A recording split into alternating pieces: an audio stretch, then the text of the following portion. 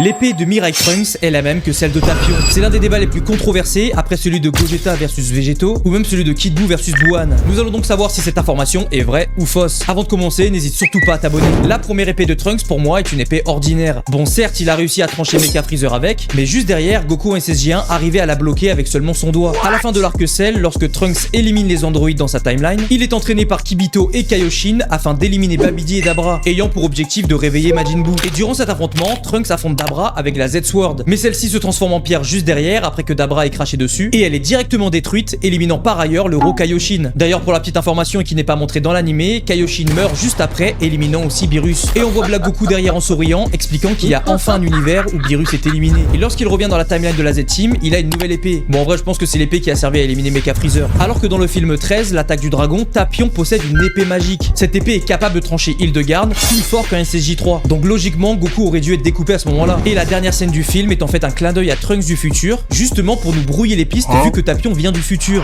Et que juste derrière nous mettent le générique de fin avec Mirai Trunks éliminant le roi Cold et Freezer. Donc pour moi, ces épées sont complètement différentes.